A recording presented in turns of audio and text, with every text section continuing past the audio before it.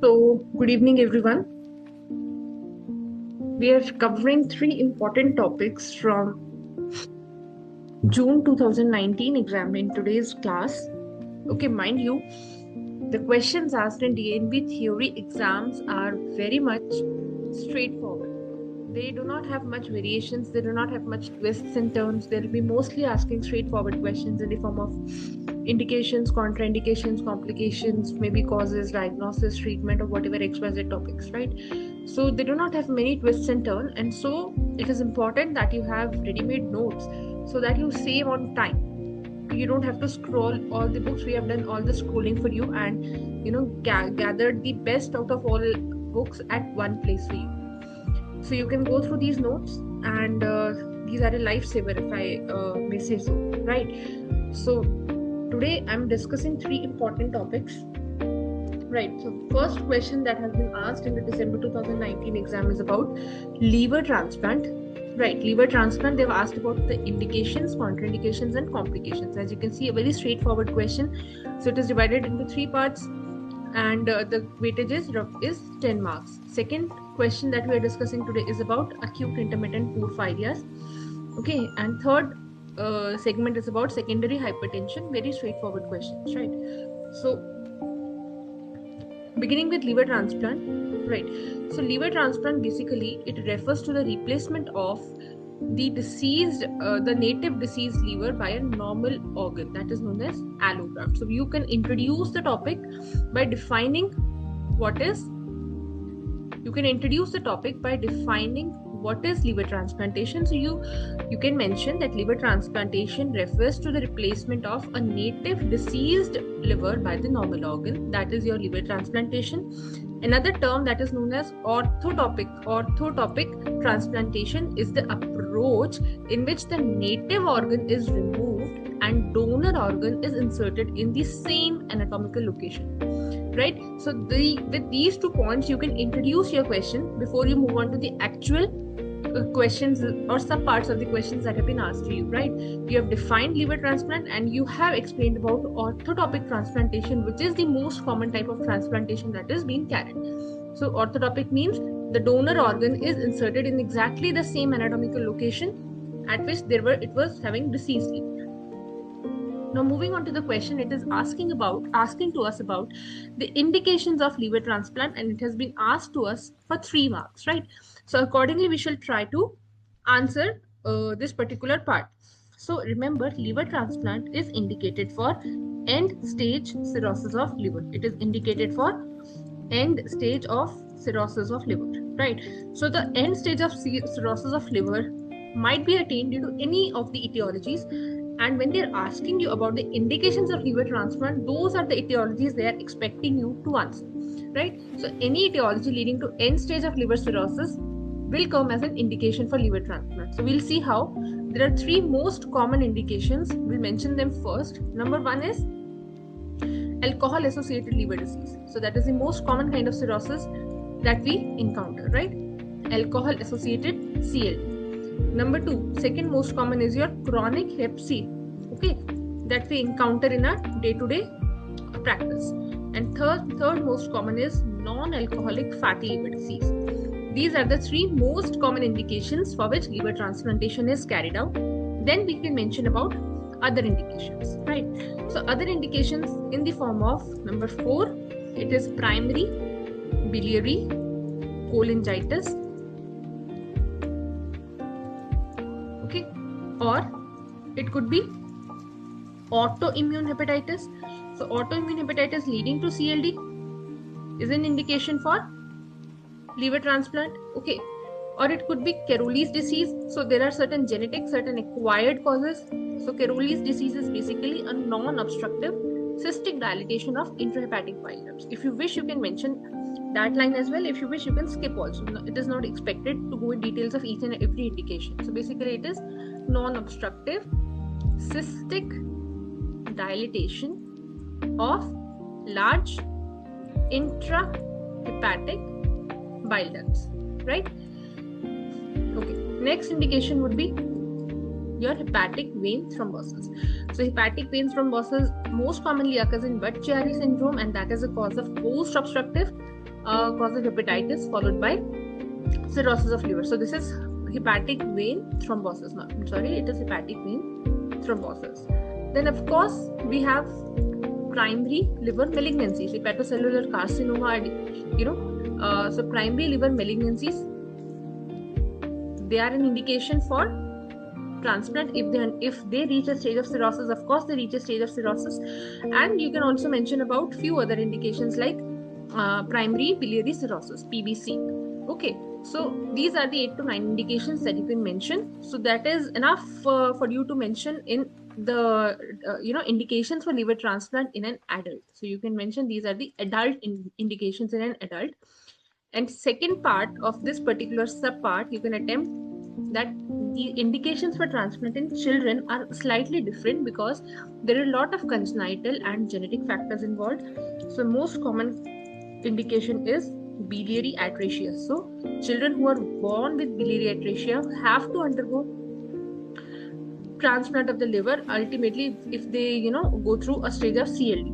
Then second indication is congenital hepatic fibrosis. Congenital hepatic fibrosis. Okay, children born with CHF, congenital hepatic fibrosis, have to undergo transplant because they undergo CLD very early in childhood. Third is your Byler's disease, and the other one is Alagille disease. Okay, so Byler disease is basically progressive intrahepatic cholestasis, which is familial in nature. So progressive intrahepatic cholestasis, right? It is a familial kind of cholestasis wherein there is difficulty in the flow of bile, right? So that is known as your Byler's disease. And what is Alagille disease? It is again cholestasis with paucity of bile ducts. So you must have read that for MCQs. So cholestasis along with bile ducts paucity, or paucity refers to the number which is decreased in number. Bile ducts are reduced in number, right? So cholestasis along with paucity of bile ducts is a feature of Alagille syndrome. And other than these, we can have inherited disorders of metabolism like your Wilson disease, okay, or tyrosinemia, and other lysosomal storage disorders. So for a 3-marker question, this much information or this much written content should be sufficient, wherein you have described roughly 7 to 8 indications in an adult and you have described 4 to 5 indications in a child.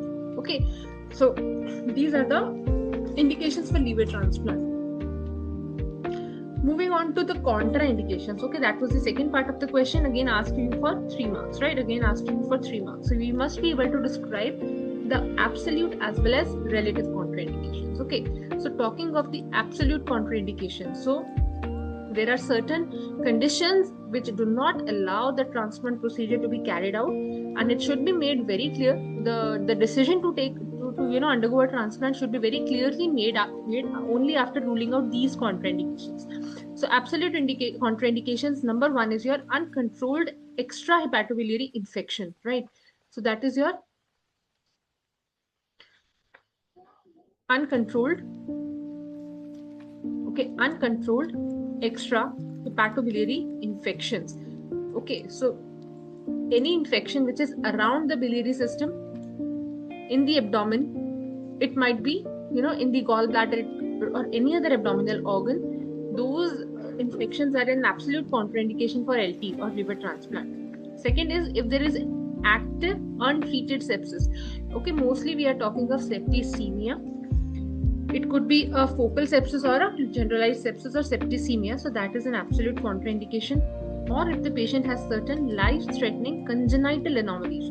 So we have talked of congenital anomalies in the child which indicate a transplant of liver, but if there are certain other life-threatening congenital anomalies, it is mostly referring to cardiovascular anomalies. So that is an absolute indication because liver transplant is a major surgery, right? Patients having active substance abuse, because of course the patient has to be on immunomodulators for a long period of time after the transplant. So those who are on substance abuse, will find it difficult to maintain immunosuppression. So it is an absolute contraindication. Or any patient having advanced cardiopulmonary disorders, right? Again, as I told you, because it's a major surgery, so there are high chances of decompensation. And lastly, cholangiocarcinoma. Okay, that's a carcinoma of your gallbladder. That is again an absolute contraindication for carrying out liver transplant, right? So these are the absolute contraindications for carrying out liver transplant. And then there are your few relative indications. So relative indications, number one is the patient who is aged more than 70 years, right? So because of multiple comorbid issues, we try to avoid people who are having an indication for liver transplant. So the first relative contraindication is an age that is more than 70 years, or if the patient has had a prior extensive hepatobiliary surgery. So they have already undergone some hepatobiliary surgery, maybe in the recent or remote past. Those are the candidates having relative contraindication, because it will be difficult to access the site of surgery, and it will be difficult to carry out the actual procedure because of a lot of additions around the organ. So those who are having extensive hepatobiliary surgery have to be decided on a case basis, right? Or those who are severely obese, again because of the difficulty in carrying out the procedure. Severely obese people have a relative contraindication. Those who are severely malnourished, severe malnutrition, again on the other hand, those are having a relative contraindications, because both of these cases have a very poor surgical outcome. So the BMI or a patient's nutritional status should be adequate before we carry out such a major surgery. Next relative contraindication is an HIV seropositive patient. Now this has been quite controversial point, because HIV seropositivity, otherwise seropositive patients can be operated, but if they are having a CD4 count of less than 100, right? So in those cases, it is a relative contraindication, because they are already immunocompromised. And we shall have to put the patient on immunosuppressant drugs for a certain period of time. So it will be really difficult for the patient to manage, and they can suffer from recurrent infections, in turn leading to graft failure. So it has to be again decided on the case basis. So HIV seropositivity is a relative contraindication. And lastly, if the patient has severe pulmonary hypertension. So severe pulmonary hypertension can cause congestive hepatomegaly, and in turn can lead to graft failure. So if it is controlled or compensated, we can still take up the patient for surgery, but if it is severe, uncontrolled or refractory kind of pulmonary hypertension, those cases should better be avoided for a transplant, right? So these are the relative contraindications. So this was again a 3-marker question. We have described 4 or 5, 6 absolute contraindications, and roughly 5 or 6 relative contraindications. So this much information should be enough for a 3-marker question. All right. And lastly, they have asked to us about the complications, and they've asked it in 4 marks, right? Complications associated with liver transplant. So remember, the complications associated with liver transplant may be hepatic in nature or non-hepatic in nature. Okay, it might be pertaining to liver, or it might not be pertaining to liver, rather extrahepatic complications might be there. Second point, the complications might be occurring in the immediate post-op period, or they might be occurring in the late post-op period. Okay, they might be occurring in immediate or late post-op period. So both of these are the likely possibilities. Now the underlying cause, the underlying mechanisms of complications, right? So you have to, before you mention the actual complications, few general points should be mentioned, right? So the underlying mechanisms for complications in a case of liver transplant could be fluid imbalances. Okay, fluid imbalances or massive fluid shifts that can occur due to concomitant renal failure or cardiorespiratory compromise. So patient might be having a cardiorespiratory compromise following a liver transplant surgery. Okay, so that can lead to further complications. So mostly it is because of the fluid imbalances or nutritional imbalances, or maybe graft related issues. So we'll discuss about all of those, right? So we can begin with discussing about the non-hepatic complications first. Okay, what are the non-hepatic complications? Of course, this is a major surgery, and like any other major surgery, the most common complication that can occur after any major surgery is your cardiovascular complications, right? So cardiovascular complications, patient might be having a pre-existing cardiac condition or might not be having, still a cardiovascular complication might arise in the form of arrhythmias, which are very common post a major surgery, or congestive heart failure might be there, or maybe cardiomyopathy can also develop. So these are the cardiovascular complications. Second are your pulmonary complications. So pulmonary complications are mostly in the form of either fluid overload. So patient undergoes pulmonary edema or pneumonias. So of course pneumonias can occur as a part of the generalized septicemia, or it can only be localized to the lungs. So these are the two important pulmonary complications. Okay. Third are your renal complications. So renal complications can occur in the form of AKI. So because again it's a major surgery, the renal involvement can occur post the surgery, or it could be drug induced nephrotoxicity. So you know that chemotherapeutic or immunosuppressant drugs, they have a nephrotoxic effects. So after a certain period of time, they have nephrotoxic effects. So drug-induced nephrotoxicity can occur as a result of either the antibiotics that we're using or the immunosuppressant drugs per se, right? After that, you can mention about the hematological complications. So hematological complications occur in the form of mostly anemia, and that occurs secondary to bleeding. So the bleeding might be, GI based bleeding or intra-abdominal bleeding, or any hemolytic anemia. Hemolysis might occur post the transplant. So hematological complication is mostly in the form of anemia, that is mostly secondary to bleeding or hemolysis. So it might be a frank bleeding, or it might be just a hemolytic kind of anemia. All right. Fifth important complication is about your infections, which is mostly, it might be bacterial, it might be viral, it might be fungal, and it can occur either immediately or in the late post-op period. It can occur in the immediate or late post-op period. Okay, and lastly, it is important to mention about malignancy. So remember, a patient who has undergone liver transplant is prone to the development of B-cell lymphomas, which is known as PTLD, or post-transplantation lymphoproliferative disorder. Okay, so PTLD is a kind of lymphoproliferative disorder that mostly occurs in the transplanted organs. If you have ever studied about renal transplant, again, as a complication of renal transplant, the transplanted kidney can develop B-cell neoplasm, which is known as post-transplant lymphoproliferative disorder, PTLD. So any transplanted organ can develop B-cell lymphomas in the form of PTLDs, or there might be squamous cell carcinomas of the liver. Squamous cell carcinomas of the liver, which is actually a de novo carcinoma. Okay, so it has been observed in observational studies that the transplanted liver might show evidences of squamous cell carcinoma, which is actually a de novo carcinoma without any causative links, right? So these are the extrahepatic complications, and we can talk of certain hepatic complications also. I'll mention about the hepatic complications here. Okay, so these were the extrahepatic, and the primary hepatic complication is basically a graft non-functioning or a graft rejection. So graft non-functioning or graft rejection is one of the important hepatic complications. Then we can mention about portal vein obstruction that can occur post a hepatic transplant, right?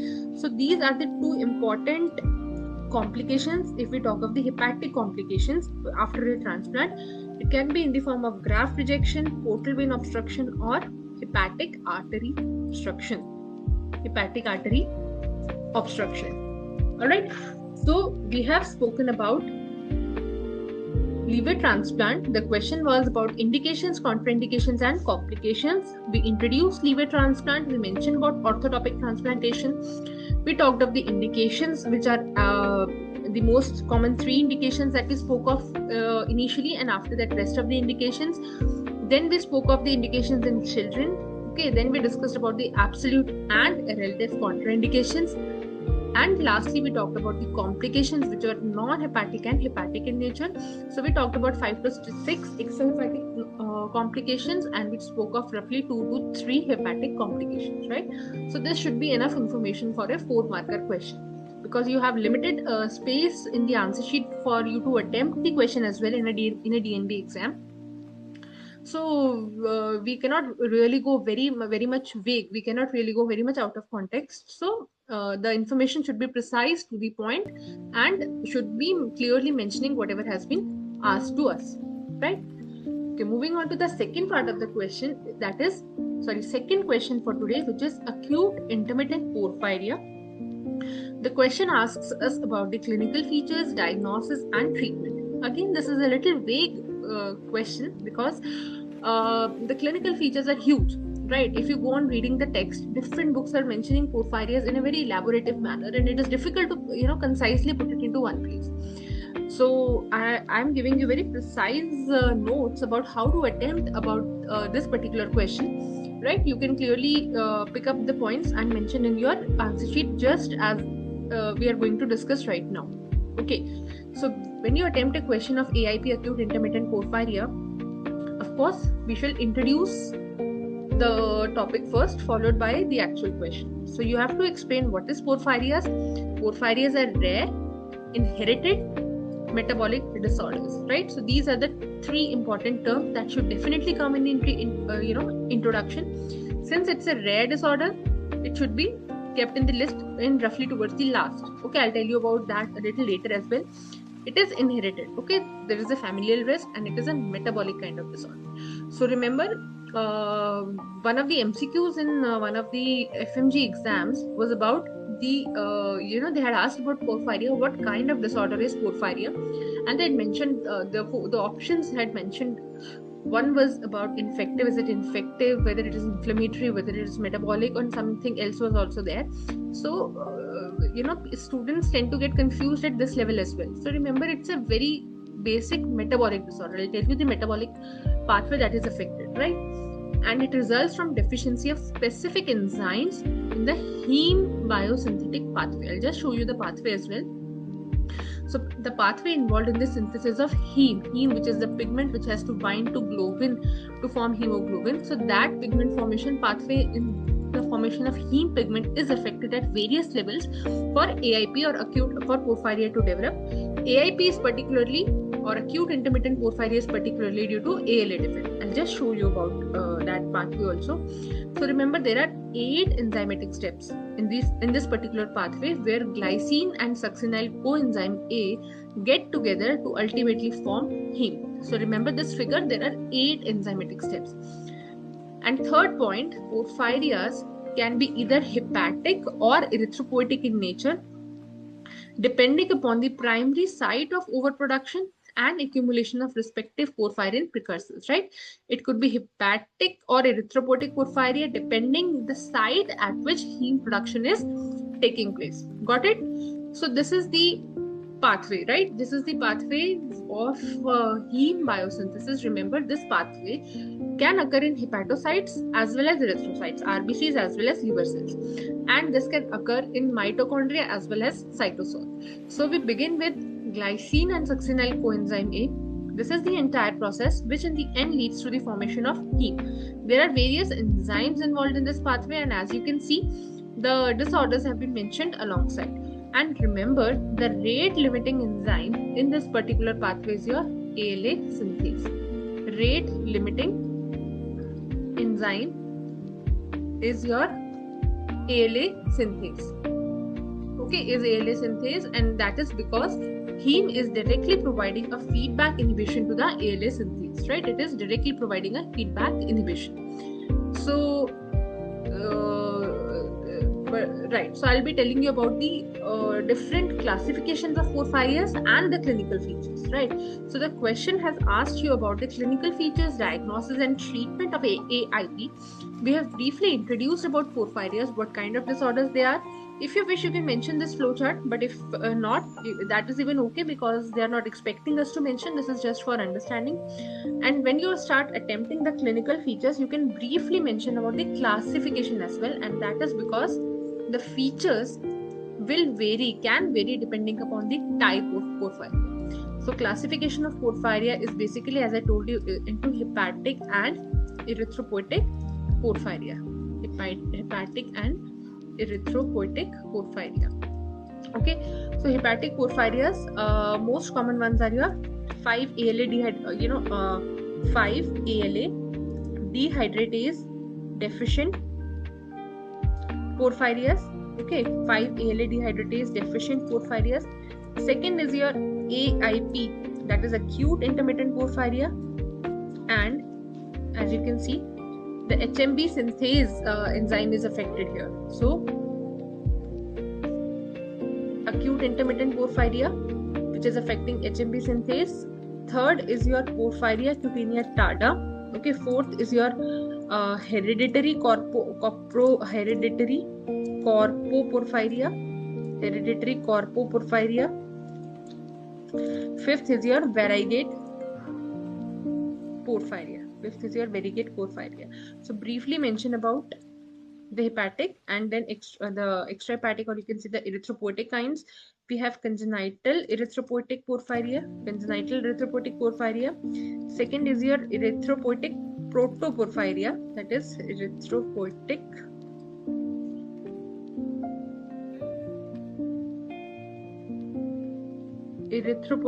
protoporphyria, and third is your X-linked porphyrias.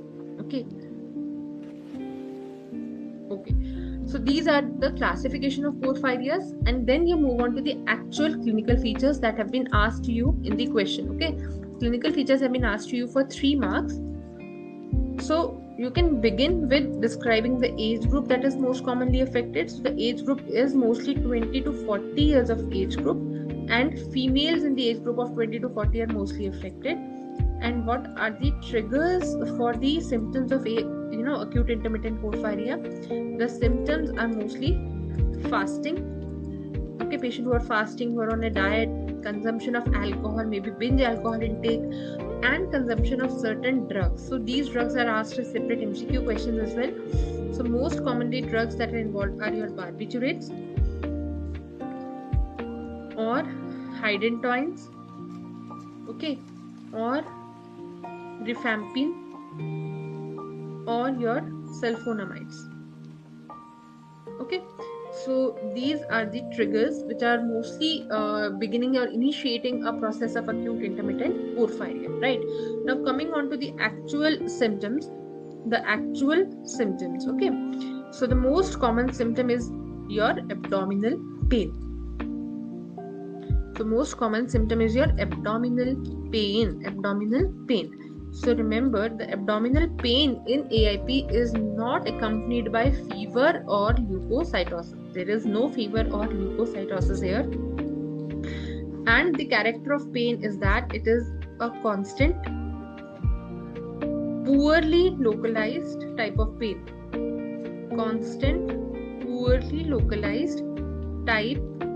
pain. Okay, and it may be cramping in nature also, right? So it is most of the time it is a constant, poorly localized kind of a pain. Patient complains of a dull aching abdomen almost all the time. Sometimes the pain can get very severe also, right? This is mostly accompanied by passage of red colored urine. Okay, so remember, passage of red colored urine is not because of hematuria, it is because of the pigment. So we'll be talking about that in diagnosis, accompanied by the passage of red colored urine. Okay, that is also known as port wine kind of urine. Okay, so urine color which is darkening to red, especially on exposure to light, is the striking feature. So it might seem like the patient is passing a red colored urine, but mostly that occurs on exposure to light. So that is the striking feature. Okay, so these are the abdominal symptoms or features of abdominal pain. Second important symptom of porphyrias or AIPs, acute intermittent porphyrias, are your mental symptoms. So patient undergoes certain mental symptoms as well. So it can range from anxiety, okay, insomnia, depression, or disorientation. Okay, depression or disorientation along with hallucinations and paranoia, right? So these are the mental symptoms. Okay, so remember, they usually accompany acute attacks. They are usually seen with acute attacks. Okay, so these are the mental symptoms, and they are a prominent bothersome finding in a patient of AIP. Third are your neurological dysfunctions or neurological symptoms. Okay, so neurological symptoms are mostly in the form of peripheral neuropathy. So when you go on to read the causes of peripheral neuropathy, you can see porphyrias as one of the important causes. So peripheral neuropathy due to axonal degeneration, that can also be asked to you as an MCQ, which is primarily pure motor type of peripheral neuropathy. Pure motor type of peripheral neuropathy. Other than that, the patient can have SIADH leading to hyponatremia, and lastly, if severe, it can lead to respiratory and bulbar paralysis or palsy, right? Patient can also experience convulsions, which might be due to the underlying metabolic disturbances, or it can be secondary to PRES. So it could be secondary to mineral or metabolic disturbances, or secondary to PRES, which refers to posterior reversible encephalopathy syndrome, right? So all of them are the neurological complications or neurological symptoms associated with acute intermittent porphyria, right? So other than that, patient can have skin manifestations or dermatological manifestations if the patient is having features of accompanying porphyria cutanea tata. So if the patient has coexisting PCT, in those cases skin manifestations in the form of blisters can. So since we have been asked about AIP only, so we are sticking to these clinical features, right? You can mention about the age group which is most commonly affected, the triggers that the patient has for the symptoms to begin, for the acute attacks to get in, and the actual symptoms, which are mostly in the form of abdominal pain. Remember, there is no fever or leukocytosis. The pain is a constant, poorly localized type of pain, and it is mostly accompanied by the passage of port wine colored urine, and it is actually normal urine which gets red color on exposure to light, right? Second is about your mental symptoms. Can have anxiety, insomnia, depression, disorientation, hallucinations, or paranoia, and they are usually seen with acute attacks of AIP. And third is about neurological features in the form of peripheral neuropathy, which is pure motor kind of peripheral neuropathy, mostly due to axonal degeneration. SIADH leading to hyponatremia, respiratory and bulbar palsy, and convulsions. And skin manifestations if the patient has accompanying PCT, right? So this is about the clinical features of acute intermittent porphyria. Now, how do you diagnose it? So second part of the question is about diagnosis, right? So diagnosis is not very complicated. It is mostly, first of all, based upon the clinical suspicions. So of course, whatever symptoms that we have discussed, and along with that, a presence of a positive family history gives a clue to the diagnosis. So that is the first step in diagnosis. So clinical suspicion based upon the symptoms and the color of urine of the patient along with a positive family history is the first step towards diagnosis. If there is a strong suspicion of AIP or acute intermittent porphyria, we can go for checking the serum levels of ALA. Okay, serum levels of ALA and orphobilinogen. So serum ALA, that is aminolevulinic acid, and PBG, which stands for porphobilinogen, these levels should be checked, and if they are elevated, we can suspect AIP.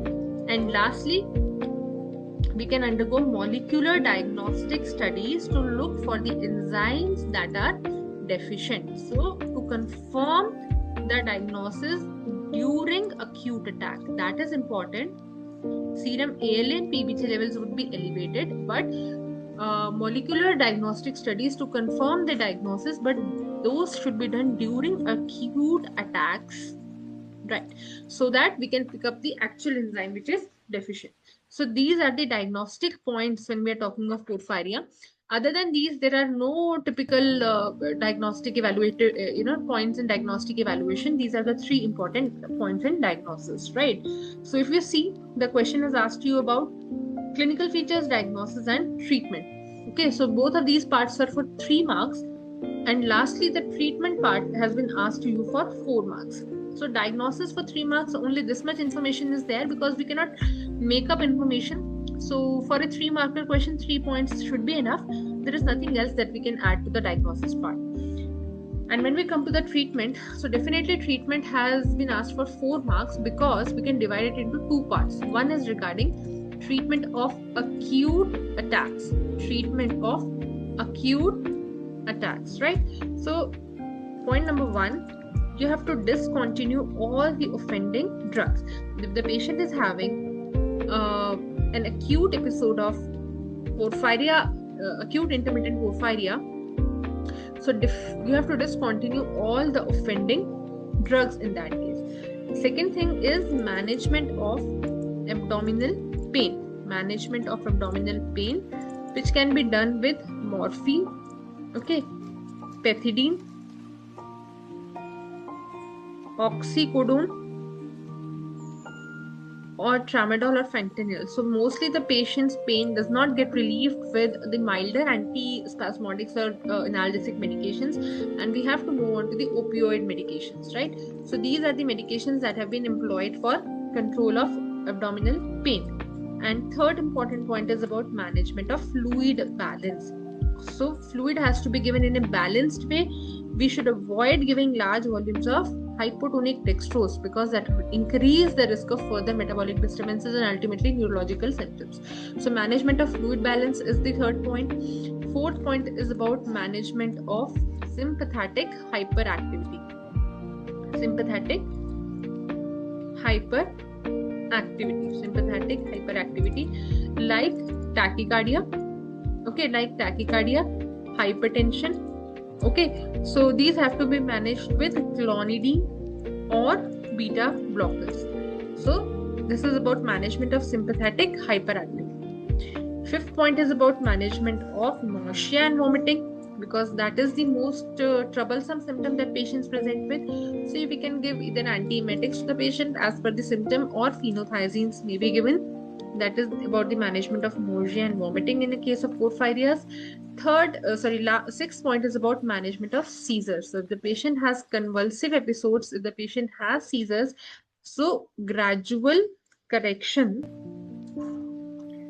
of electrolyte disturbances in the form of hyponatremia or hypomagnesemia has to be done. If needed, we can introduce anticonvulsants also, okay, in the form of diazepam, gabapentin or levetiracetam. Okay, diazepam, gabapentin or levetiracetam. So this is about management of seizures. Next, you can mention about management of there's anxiety symptoms or management of insomnia and anxiety. So lorazepam might be given, but that has to be given in a guarded manner because barbiturates or benzodiazepines can also act as a trigger for AIP. So we have to identify whether this particular drug is not a trigger in this particular patient. In those cases, benzodiazepines or barbiturates might still be given. Okay, so it has to be done in a guarded manner. So this is about the management of acute intermittent porphyria having an acute attack. Okay, acute porphyria. And the eighth point is the definitive therapy. Okay, definitive therapy. So definitive therapy can be done in the form of heme therapy. So basically what happens with heme therapy, this reduces the activity of ALA synthase 1. So IV heme therapy, IV heme therapy can be given in 2 forms. IV heme therapy can be given in 2 forms, either in the form of heme arginate or in the form of panhematic.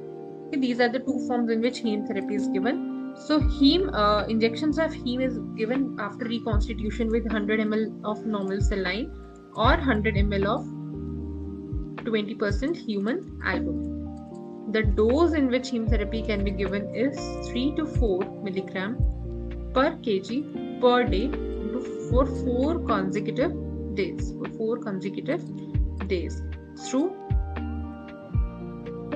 slow IV infusion over 30 to 60 minutes. Okay, so this is about administering heme therapy in an acute attack for definitive management. If other measures are not working and the symptoms are not subsiding or happening quite frequently within a few minutes or hours, in those cases heme therapy can be tried. Of course, it is difficult to source heme injections, but sophisticated centers, high-end tertiary centers, they do have the facility of heme infusions, so we can arrange from those centers as well if the diagnosis is confirmed. Okay, and second part to the management or treatment is regarding management of recurrent attacks. So if the patient has had more than or equal to 4 attacks of acute porphyria which have needed hospital admission in last 1 year, that is known as your recurrent attacks of porphyria. So more than equal to 4 attacks of acute porphyria needing hospital admission, mostly in female. Okay, mostly in females. So that is your that is known as your recurrent attacks.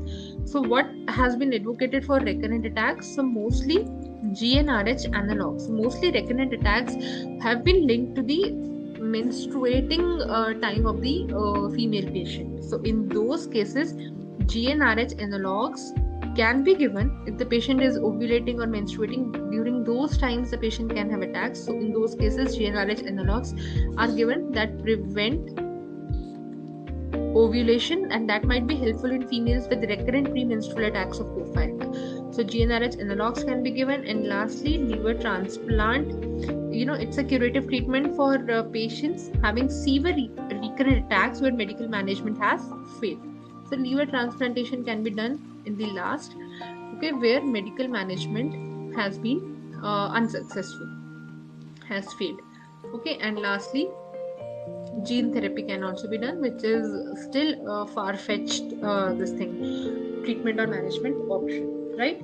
So this was the second question for today's class, which is acute intermittent porphyria. They had asked you about the clinical features, diagnosis and treatment, a 10-marker question. We introduced the topic. Okay, we had talked about the classification, little bit about the classification. We did not go into detail of each subtype of porphyrias and their enzymes because it would take us way out of our topic. And then talked about the clinical features, the important ones. Point-wise, we have discussed the diagnostic approaches and the management options, right? So this covers your 10-marker question of porphyria, features, clinical features, diagnosis and management, right? Third question for today's class is about secondary hypertension and renal arterial stenosis. So secondary hypertension, the causes of secondary hypertension has been asked to you for 3 marks. Again, a very straightforward question. Before you go on to describe the causes, actual causes of secondary hypertension, you should be able to describe it. So it refers to high blood pressure, which is caused by an identifiable underlying condition. Unlike primary or essential hypertension, which has no clear single cause, right? So we do have an identifiable cause, and hypertension is occurring secondary to that cause is known as secondary hypertension. Got it? So this is how you can introduce what is secondary hypertension before you actually move on to the actual causes of the same.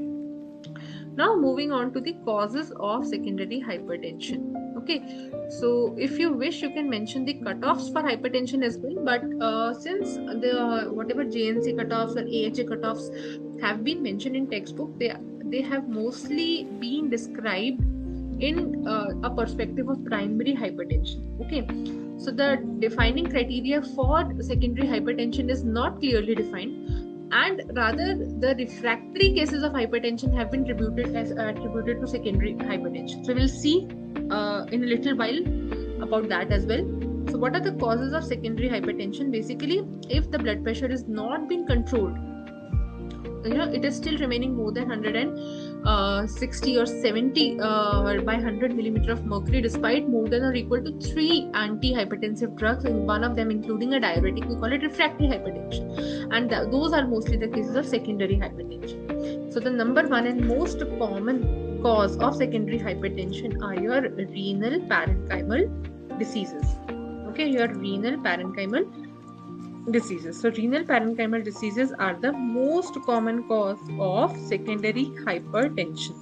These are the most common causes of secondary hypertension, and remember, more than 80% patients of chronic renal failure will experience hypertension during the course of their illness, right? This is the most common cause of secondary hypertension, and more than 80% patients will experience hypertension during the course of illness.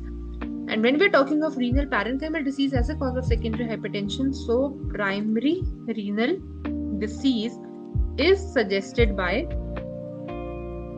it is suggested by proteinuria.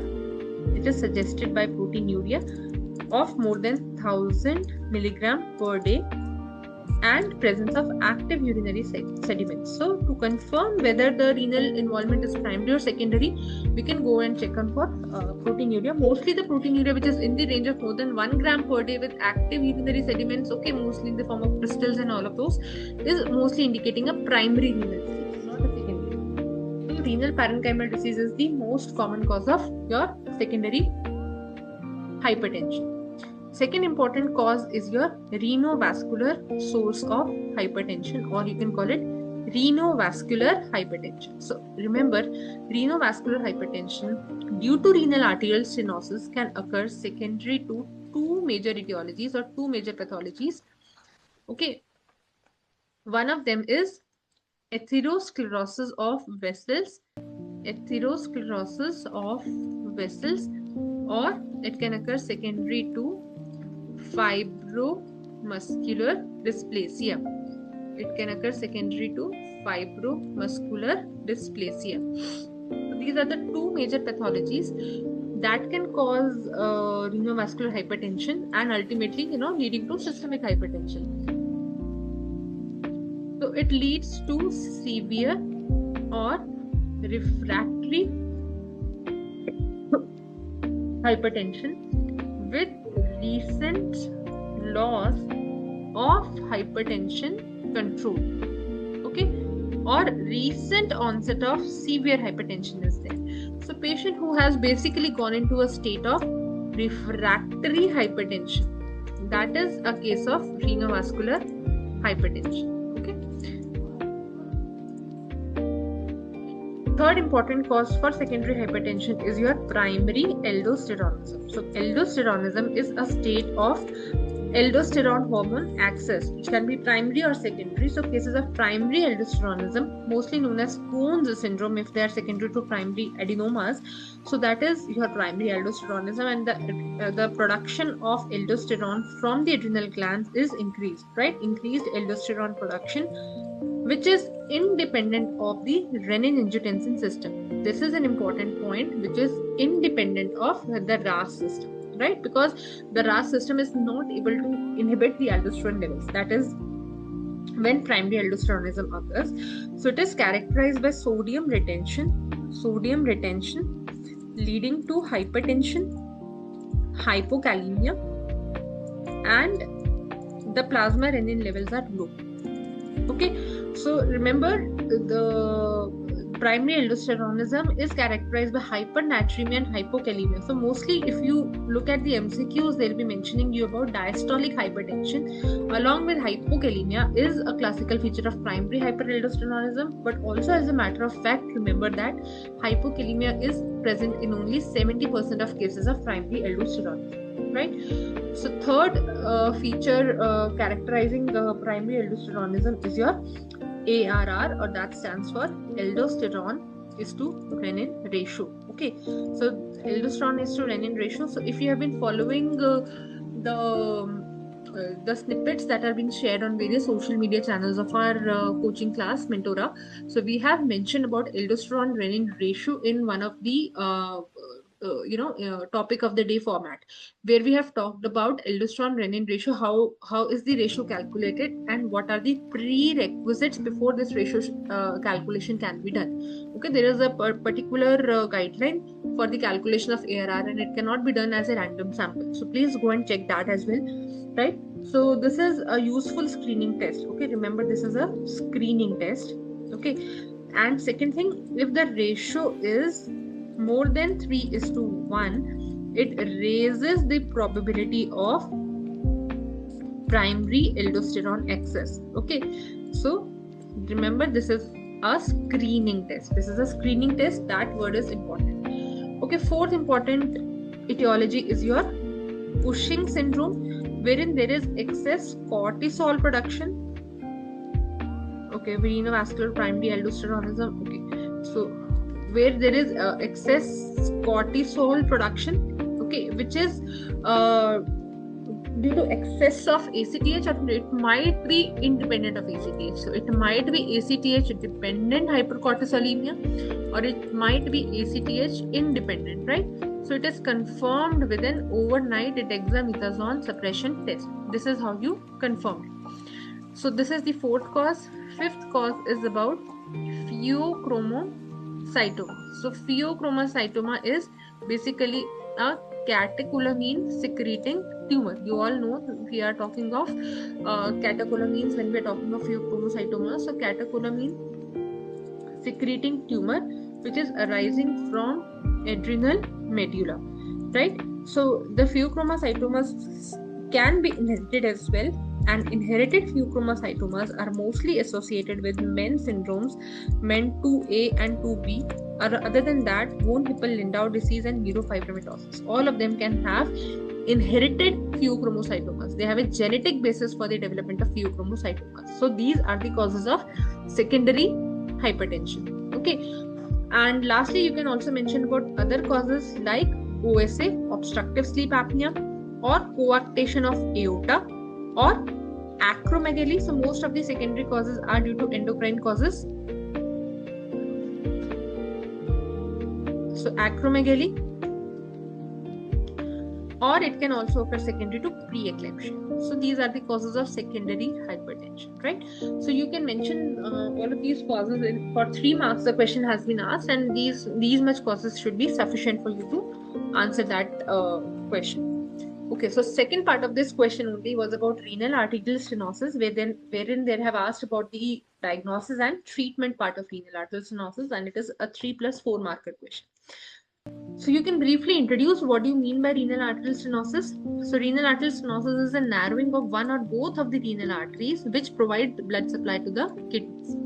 This can lead to hypertension and progressive renal damage. So hypertension we have just understood. Renovascular hypertension, secondary to obstruction, secondary to renal artery stenosis, which can occur due to either atherosclerosis or fibromuscular dysplasia. So fibromuscular dysplasia is more common cause in females. So that leads to renovascular hypertension. That is an important cause of secondary hypertension, and ultimately it can lead to progressive renal damage as well. All right. So moving on to the actual question that has been asked to you, it is about the diagnosis and treatment part. So when we talk of diagnosis of renal artery stenosis, the first point comes regarding history. Okay, so as with any secondary hypertension, patients having history of severe, resistant, or refractory hypertension, which is poorly controlled despite more than or equal to 3 antihypertensive drugs. That is your important point in history. Okay, second thing is sudden onset or worsening of previously stable hypertension. So sudden onset or worsening of previously stable hypertensive patient. So if they have undergone recent worsening, that can also raise the suspicion of renovascular hypertension secondary to renal arterial stenosis. Or if the onset of hypertension occurs before 30 years of age, young onset hypertension is again providing you a clue towards the diagnosis of renal cause or renovascular cause rather, right? Second thing is, after history, it is about evidence renal dysfunction. Evidence of renal dysfunction.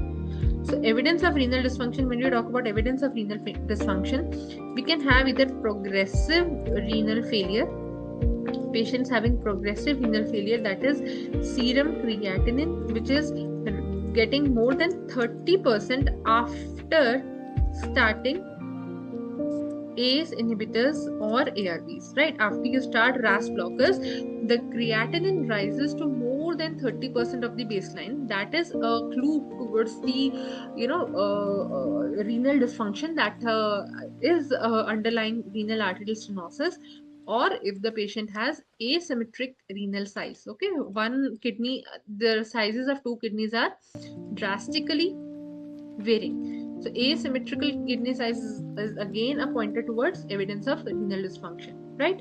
Third important pointer in diagnosis is a patient having a clinical evidence of abdominal or flank bruit. So presence of epigastric bruit. So renal artery bruits are an important part of clinical examination.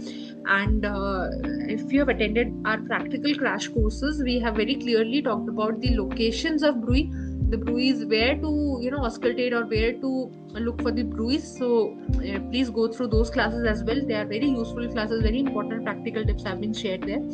So the bruit could be systolic or diastolic. Okay, bruit could be systolic or diastolic bruit, and it is heard mostly over epigastric. The site of auscultating the bruit is important. They do ask the site in practical exams. And fourth point is other signs of generalized atherosclerosis. Other signs of generalized atherosclerosis in the form of carotid bruits, or coronary artery diseases, right? So these are the diagnostic features based upon history and clinical examination.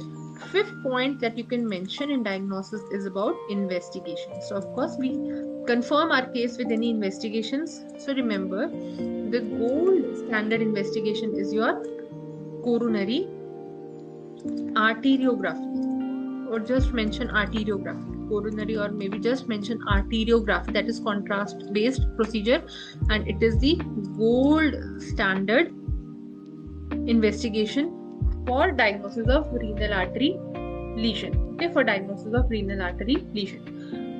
So if arteriography reveals presence of collateral vessels to the ischemic kidney, collateral vessels, if they are present to the ischemic kidney, it suggests a functionally significant lesion. So this suggests a functionally significant lesion. So presence of collateral vessels to the ischemic kidney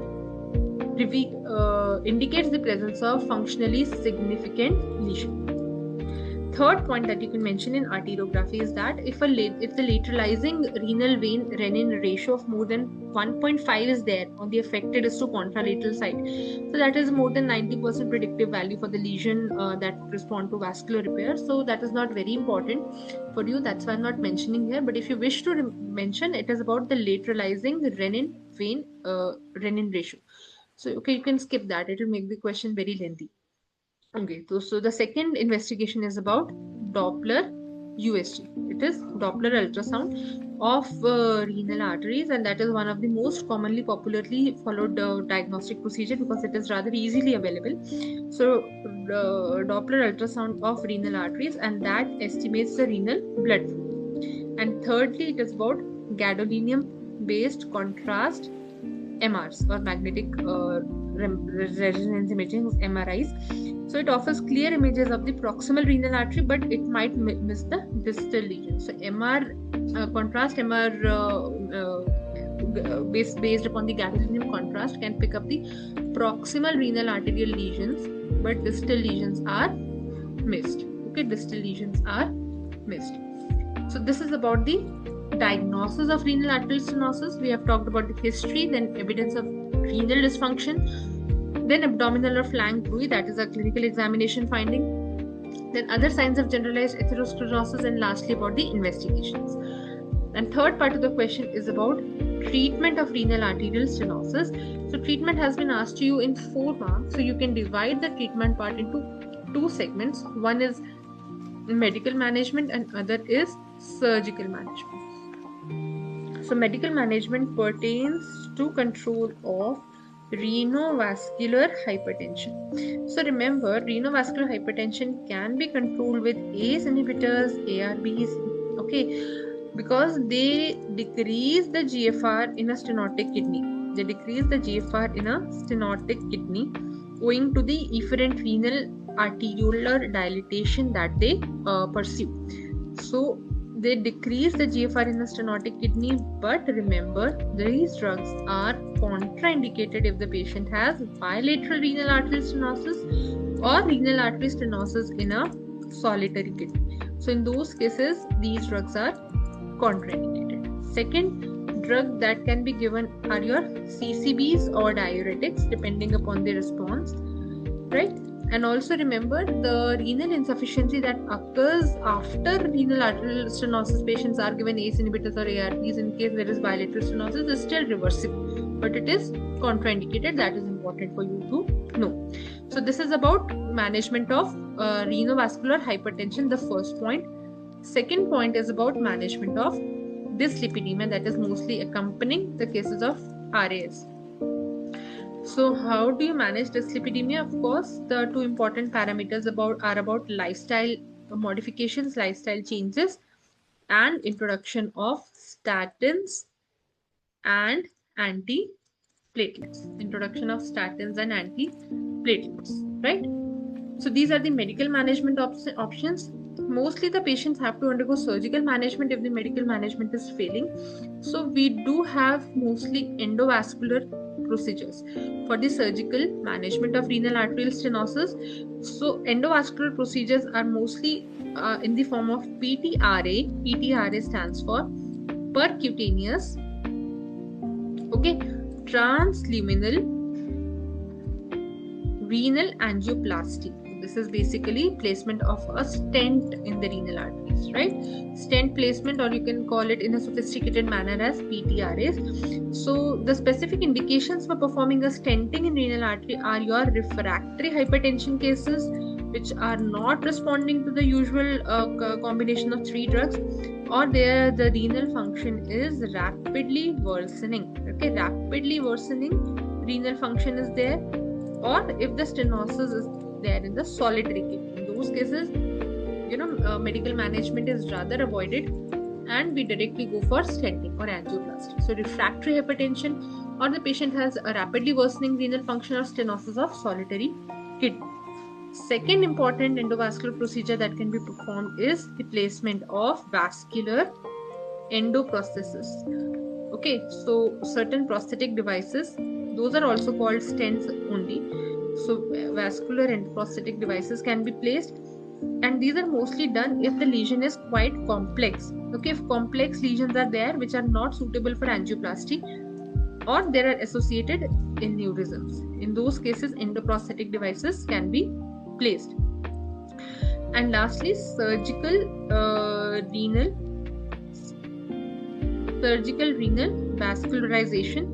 vascularization, that is most known as the bypass grafting. Okay, bypass grafting. This procedure can be done if all of the other management options are failing, right? So we have talked about secondary hypertension, the causes. We defined what is secondary hypertension. Okay, we talked about the causes of secondary hypertension, and we have spoken about the diagnosis and management part of renal arterial stenosis. I hope this the topics discussed in today's class, you were able to pick those topics and you were able to note them down. Okay, so please take good notes of these topics, and these were from your June 2019 exam. Very straightforward questions. Most of the questions are straightforward, and within next 2 to 3 weeks we'll be covering all of the questions that have been there in the June 2019 exams. So stay tuned, try to attend the live classes, because after recording, it is the students tend to become a little lazy for attending the recorded classes. So better to attend live classes and keep your writing your notes side by side. Okay, so I'm stopping the sharing for now. So please put your doubts in the WhatsApp group if any. I'll be happy to solve it. Thank you.